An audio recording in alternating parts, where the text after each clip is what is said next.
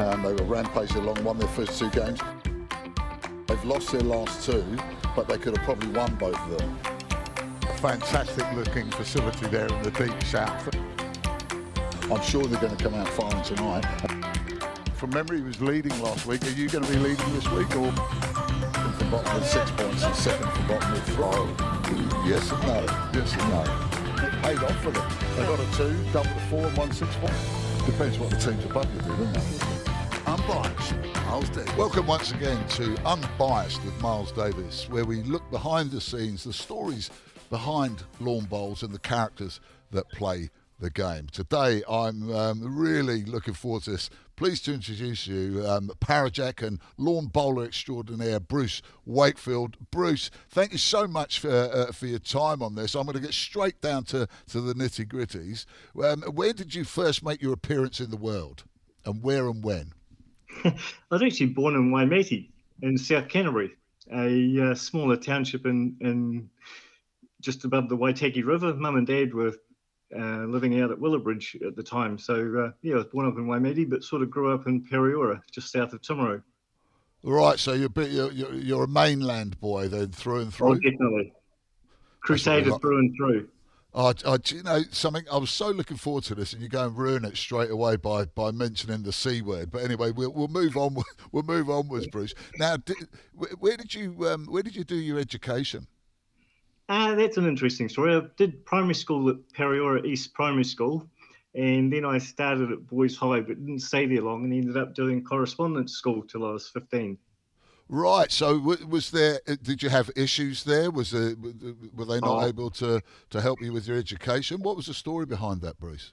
Yeah, I probably wasn't the most pleasant person as a 13-year-old, and I sort of was a bit of a rebel against the education system. But yeah, it's one of those things that you sort of look back on and think I probably could have done a bit better. But it was one of those interesting life episodes. But I certainly moved on from that. As soon as I turned 15, I managed to procure a job with Hallenstein Brothers in Timaru and progress with them. Did you know? People may not know, but you suffer from cerebral palsy. Did that cause issues at school? Did that contribute to it? People's reaction to you, or your anger against the world type of thing? Was that part of it, or was it just that you're a stroppy little sod? No. I couldn't have picked, looking back, I couldn't have picked a better school to grow up in or a better township to grow up in, because I was pushed into everything. And I think it was a culture shock more of anything than going from a wee country school where you were pushed and promoted to going to a large secondary school in Timaru where it was just a culture shock, I think, more than anything. And yeah, I just made decisions then that, made life different. But yeah, no, I think no one gets off lightly coming through school even now. Like, there's always issues with people's different aspects of life and different circumstances. But at Periora, we were just, the headmaster at Periora was such an amazing guy. He was actually an All Black trialist, and his name was Alan Strawn, and he just pushed everyone to everything in all sports, and that's why I've got such a big background in so many different sports. That's magnificent. It's always great to have, if there's one or two teachers in your life that really have and make an impact on you in a positive way. Now, I understand that you did the correspondence. Now, I had a son who had went through 3 years of extreme school anxiety, so he had to do correspondence. It was a nightmare trying to get him to do anything. Did you actually apply yourself to lessons? I actually finished most of it by just after lunchtime. And look, Mum was such an amazing support back then. She learned a lot as well, I think. And the chemistry set was awesome, going back in memories. But, I did all the assignments and probably did them a lot quicker than what most people did, and had quite a bit of spare time. And I'd go down, and I remember one situation, I used to go down about 100 yards down the road, and there was a guy building a house for my brother's boss, and got to know him quite well for a couple of hours a day until all my school friends arrived home from school, and then I'd catch up with them again. So yeah, it was an interesting sort of situation looking back, but had some pluses and minuses. But yeah, I just as soon as I started work as 15 and moved on, it was all part of history. Now, how did you get? What sort of results did you get in your exams? Well, I didn't stay long enough to have any school cert exams. I left when I was 15. So this is great. Oh yeah, I was really hard. I finished by 12. You conned Yeah. your mother, in other words, Bruce, didn't you? No, Oh yeah, no, I've no. done everything, Mum.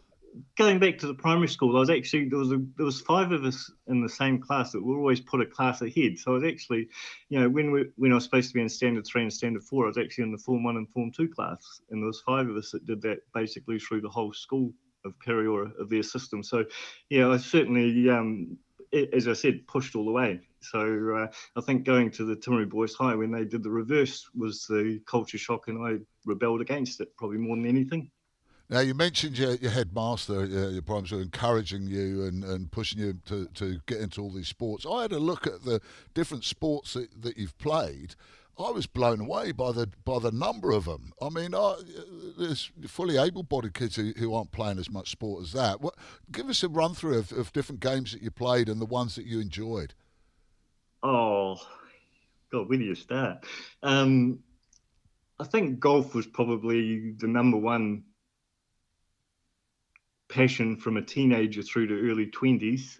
And then tennis was also very highly active at that stage. And then I played a lot of badminton at that stage as well. But they're all different. They all, because they didn't cross over, you could play them all. And they were all so enjoyable. Like playing badminton with my brother and sister-in-law, that was a highlight. We played, I think, A reserve grade in South Canterbury at Interclub. Played tennis in A grade in the St Andrews district competitions. Played golf at St Andrews Golf Club from when I was 15 or 16 and got down to a 9 handicap.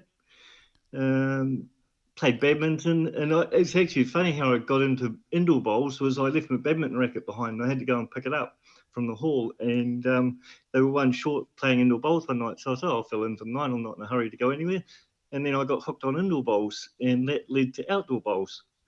That's a great story. Now, can I just ask you, do you still play golf? And if so, what's your handicap now? No, I just play socially, but I don't have an official handicap at all. But I usually just play off 18. Yeah, so basically you're a burglar now. So you turn up and you've been down to a 9, and you just say, "Oh, look, I don't play. So yeah, give me a 36 or 24 or something." No, I just do off 18. I'm not too greedy. That's fair enough. No, 18's acceptable. We'll let you off with that one, Bruce. One mistake a hole. Now, you mentioned at 15, you go to Hallenstein's. What were you doing there?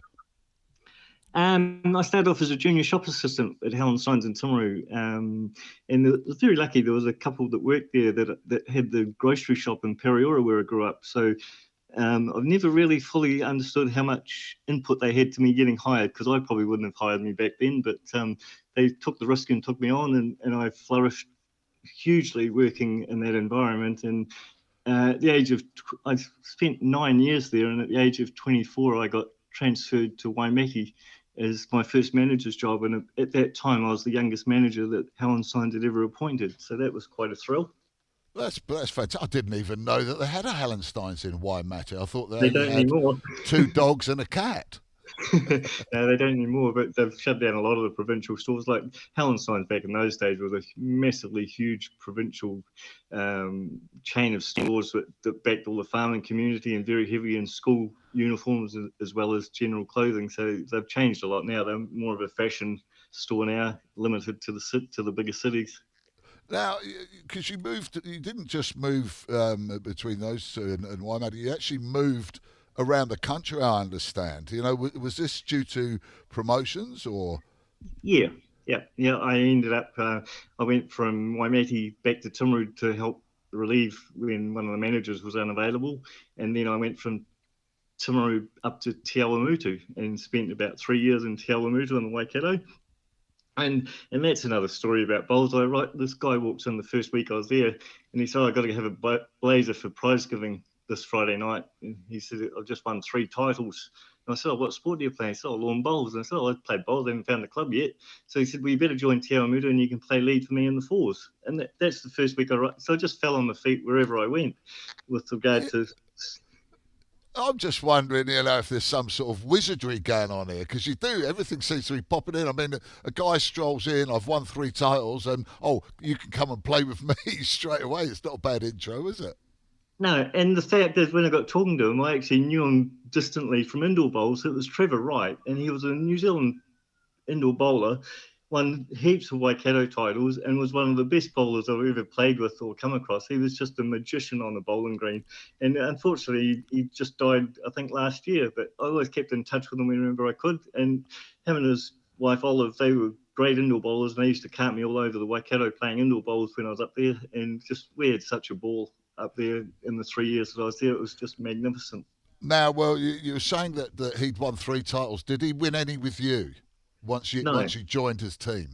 No, we didn't win it that year, but we had a lot of fun, and we won a few tournaments and played a bit of stuff. But yeah, there was I probably played against him more than with him, but I played with him in the fours team that year, and I think we lost the final at the club or something by memory. But yeah, I just can't remember fully. Now, I understand from the indoor bowls aspect of it, you just were going to pick your badminton racket up, and there was, you got sort of hooked in to play it. But I understand that your parents took it up. Outdoor bowls was an interesting one. Yeah, I'd actually blown my Achilles tendon playing tennis, and one of the guys I played indoor bowls with Pat Bonham, said to me, "Why don't you play outdoor?" And I said, "That's not a bad idea. I can't play tennis this year, so I might as well take up outdoor." So I get home, and Dad said, "I'm sick of playing golf all summer as well." I said, "I might as well come and join you down at outdoor." And then my brother rings up from Johnsonville, and his father-in-law joined him up to Johnsonville Bowling Club. And then Mum said, "Well, I'm not staying at home with you lot all playing bowls," so she joined as well. So all 4 of us started playing the same year. So what year was that, if you can remember, in the distant past? I think it was about 1984, 85 season. So, because I understand you've got a couple of brothers, is that right? I've got 2 older brothers, yeah. Grant, who's a bowler, that he's actually president of Johnsonville, has won a New Zealand title and lots of other titles. And it's always used to be sort of open warfare on the greens, that's for sure. And very competitive brothers, like they all are. And but we actually team up together, hopefully once a year, and play in the national fours together, just so we can play on the same side every now and again. Oh, that's magnificent. Did you ever play with your parents? I played in the club with Dad quite a bit in their first few years as juniors, but back in those days, the ladies were pretty separate to the women. To the men, they didn't play many mixed competitions at all, but Mum was certainly playing a lot on the women's side of it, and she ended up becoming president of Bowls South Canterbury at one stage. Now, one thing that a lot of people won't realise, perhaps listen to this, is that although people associate you with the Parajacks, and we'll get down and talk about that in a while, you play a lot of bowls against most of your bowls is against able-bodied people. Probably 99% of it, yeah. And it's is it something? Do you thrive on that, on the challenge of that? Because by all accounts of everyone I've spoken to, they don't enjoy playing against you. It's not as if you're a soft touch. No. Anyone that knows me remotely closely knows how competitive I am, and I don't like losing. But no, it's there wasn't really any disabled bowls that I knew of until about 2012. So I basically played virtually my whole bowls career against the able-bodied, and never even thought of disabled bowls, to be honest. And it was only when I went to Scotland on holiday with my friend from Germany that we were staying 50 yards from Kelvin Grove Bowling Club, and it had the big sign out, Kelvin Grove, home of the Commonwealth Games Bowls 2014. And I'm thinking, and I read it, and it's got disabled bowls. They haven't had that in the Commonwealth Games for years. So when I got home, it took me almost a year to find any contacts to join disabled bowls, because everything I sort of found on the web seemed to be defunct and not active. But that's certainly changed hugely in the last 6 or 7 years. It's just been absolutely phenomenal, the growth that the disabled bowls community has achieved. And I think the Parajacks being on TV, we got so many new members out of that by making it people aware that we actually existed. That's amazing. Yeah, I mean, I wouldn't have realised that there wasn't that focus, there wasn't those opportunities. Do you think, though, Bruce, that by the virtue of the fact there was no as you were aware of, disabled bowls that you could play, that actually helped you improve your game because you were playing against able-bodied bowlers the whole time. Yeah, it's and there's just so many scenarios that you can say that improves your game. But I think one thing that probably happened in the last 4 or 5 years, especially, is probably a bit more mental toughness in certain situations, like being thrown into the Trans-Tasman at the last minute, and then the Commonwealth Games selection. Massive, massive learning curve for me as a person to deal with so many situations that were uncomfortable, like having the likes of Quinny, the psychologist in the team. Well, I've never ever dealt with anyone like that before, and I was almost scared to open my mouth in case something wrong would come out and I get sent home on the next plane. I'm sure there's other things you do, Bruce, that would have got you sent home before asking a question. Yeah, and it was just there was just so many learning curves in that environment, and a lot of it's just so hard to put into words accurately. But it's just a phenomenal ride that just keeps going, and it's like everything. You enjoy the crest of the wave and ride it for as long as you can, and just hope for the best along the way.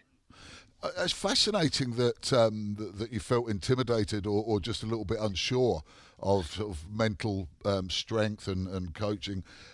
Because from my perspective, I would have looked at it and I would have thought, blimey, you would have been dealing with issues like that all your life, and you seem to have rose to every challenge and overcome it. What was it about that made you feel a little bit unsure?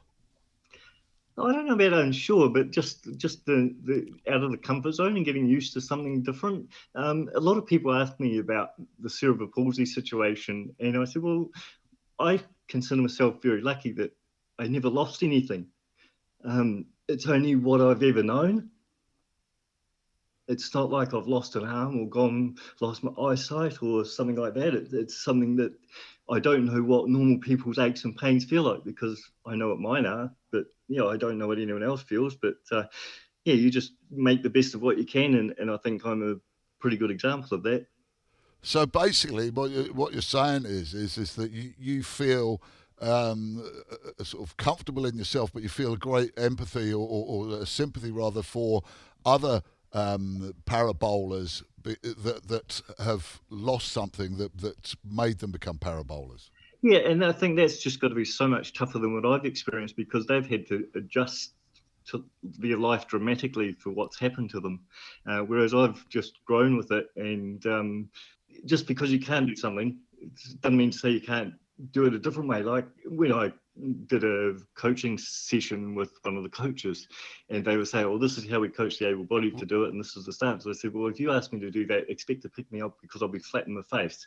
And I said, I'll show you how I do it. And basically it came to the conclusion that at the point of release of the bowl, everything was exactly where it should be, but to get it there was totally different to an able-bodied person. Fantastic. So, I mean, did you have to make any adjustment, or did they help you in any way that obviously without understanding exactly your biomechanics, did you actually sort of improve your game with any tips? I've adjusted my stance as I've got older. I have a slightly different stance now than what I probably did originally when I was a bit younger and fitter and faster.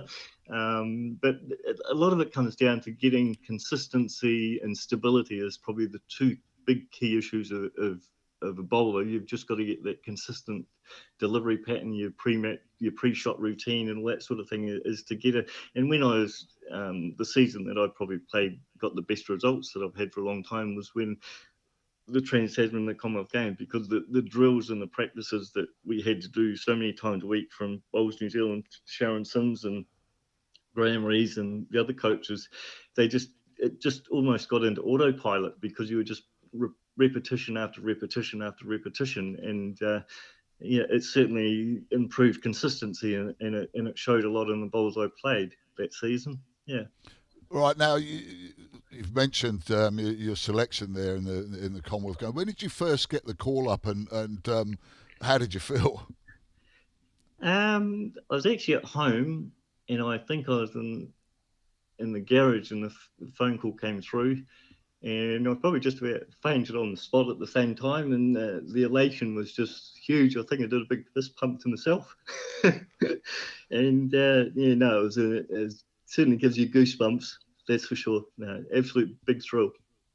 What about when you get over there and you start playing? What about your nerves? Did the mental strength training come in useful? To be honest, even if it's a club game playing for Burnside, I'm usually a nervous wreck the half hour before we start playing. But it's like once you get on the green, once you throw the first ball down, everything just gets into autopilot and you get into game mode and you forget about the nerves and that sort of thing.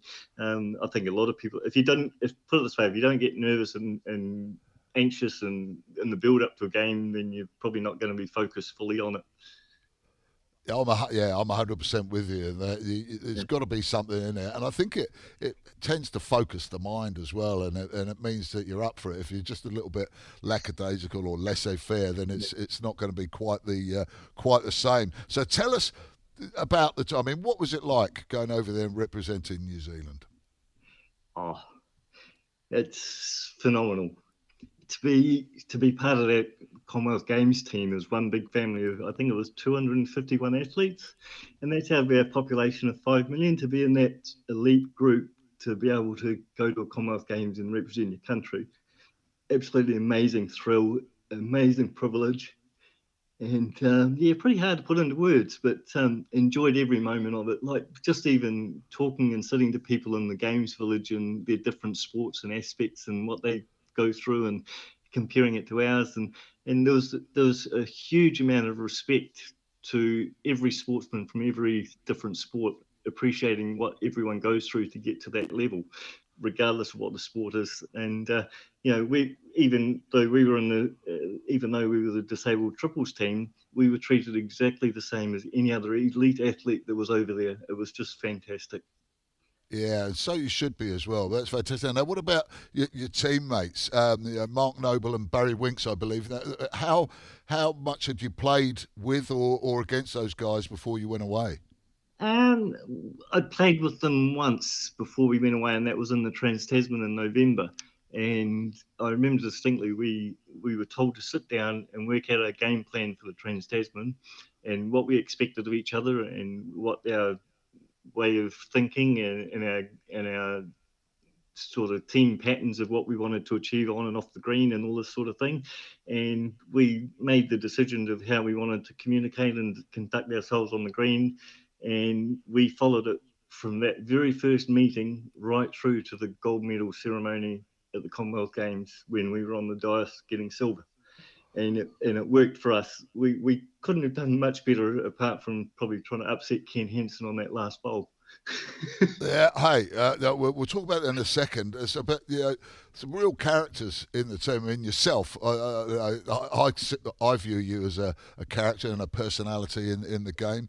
I haven't spent much time with Barry, but Mark Noble is an interesting character as well. Yeah, how did you two get on?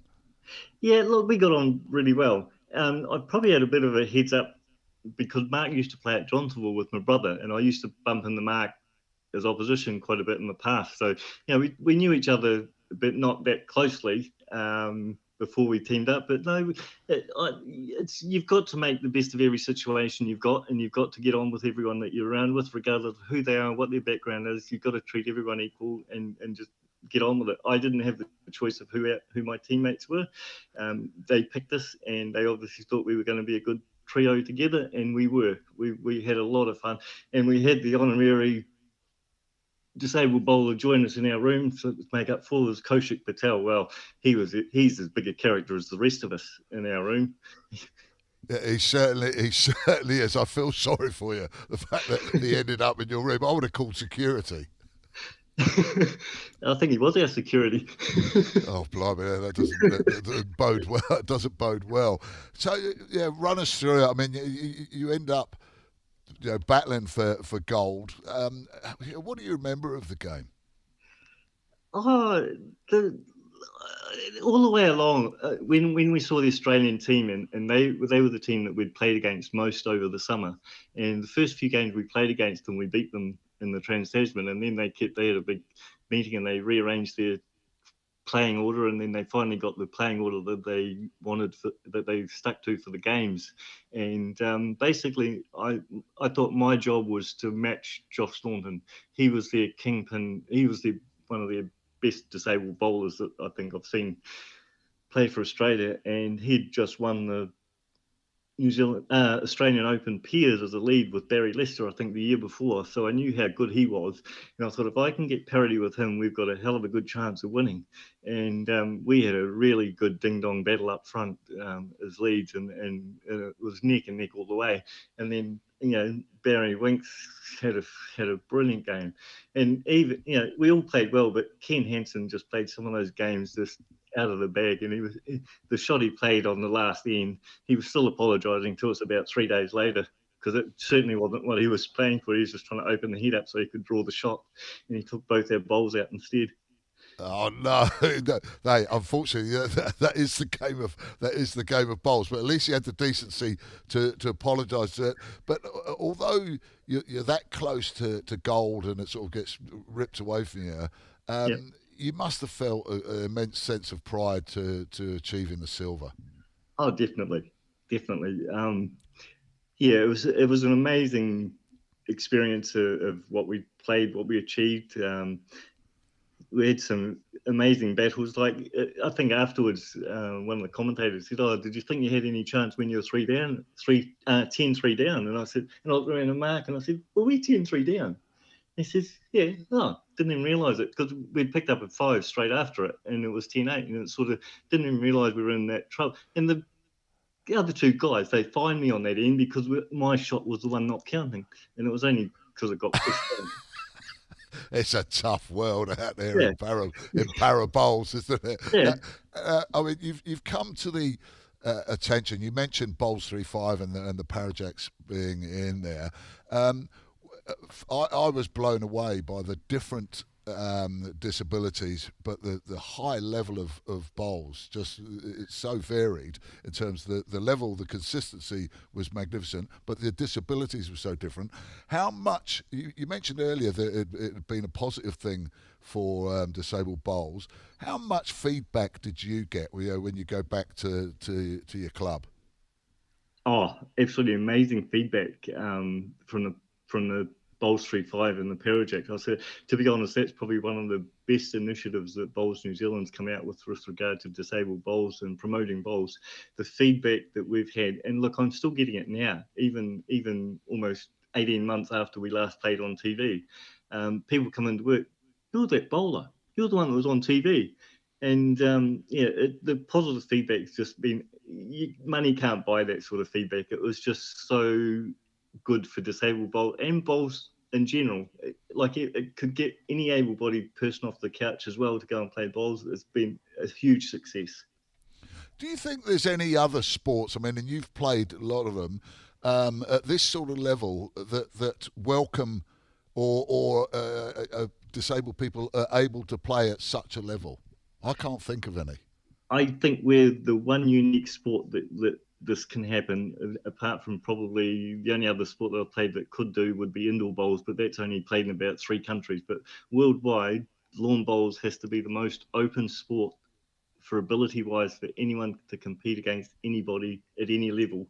And I think Bowls New Zealand realise that, and that's why they're promoting so much in schools in the last year or so and moving forward to get kids that aren't normally playing in a sport involved in lawn bowls, to get them active and in a team sport to improve their own self-esteem, well-being and outlook on life. So, anyone that we can get off a sofa to play the game is absolutely huge, and it's a good benefit for sport in general.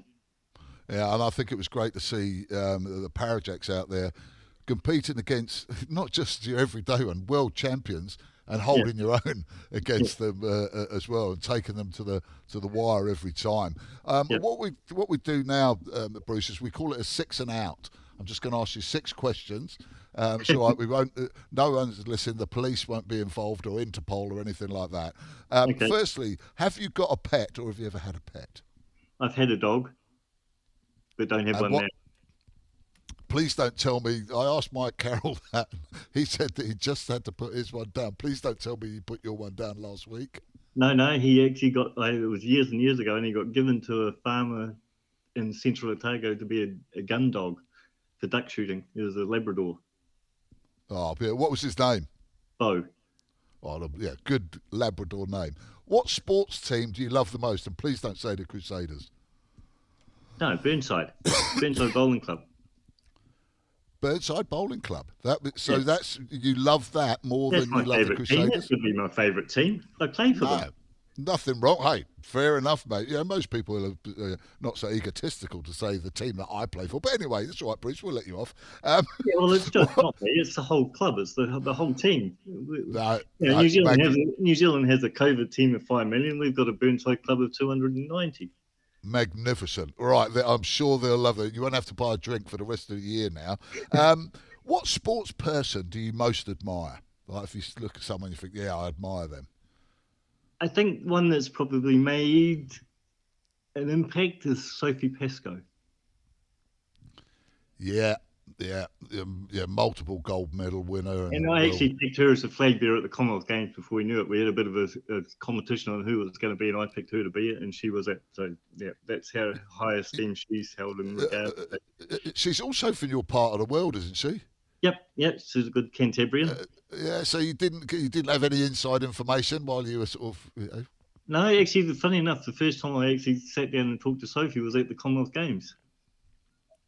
Well, there you go. Well, that's good. Right now, who's your favourite musical artist? Like, alive or dead? If you could go and see a gig, who would it be? Oh, cripes! Probably Neil Diamond. Yeah, fair enough. So is that why you got so excited every time you played Sweet Caroline? We converted that to a bowl song a few years ago, mate and I. We had a bit of a session one night, and we changed some of the words from Sweet Caroline to Sweet Bowl of Mine. Yeah, I would have thought that would have been better with who did that Sweet Child of Mine? Was that Bon Jovi or Guns N' Roses or whoever it was? One of those ones. Okay, favourite movie? Oh, Forrest Gump. Why not? That is a great film. Like the Dr. Chocolate, you never know what you're going to get. Fair enough too. And finally, we ask this to everyone, so we're not picking on you, Bruce. But were you to end up on death row, what would be your final meal? Oh, Scotch fillet steak. How do you like it done? Medium rare. Medium rare. I'm a well done man. I can't if it's still moving on my plate, I'm not interested in it. So that's it, medium rare. And you're just going to have it on your own? Have you got any vegetables? Or eggs, chips, and tomato. That's what I like to see. None of this salad. As Homer Simpson once said, you don't make friends with salad. And what are your, just finally, Bruce, what are your ambitions or your hopes as far as lawn bowls goes in the future? To keep playing at the level I know I can achieve for as long as I can, and whatever happens, happens. Mate, Bruce Wakefield, thank you so much for your time, and fingers crossed we see you back at Bowls 3-5 very soon. Thanks a lot for your time. They were rampaging along, won their first 2 games. They've lost their last 2, but they could have probably won both of them. Fantastic looking facility there in the deep south. I'm sure they're going to come out firing tonight. From memory, he was leading last week. Are you going to be leading this week, or? From bottom with 6 points and second from bottom with 3. Yes and no. Yes and no. It paid off for them. They got a 2, doubled a 4 and won 6 points. Depends what the teams above you do, doesn't it? Unbiased. Miles Davis.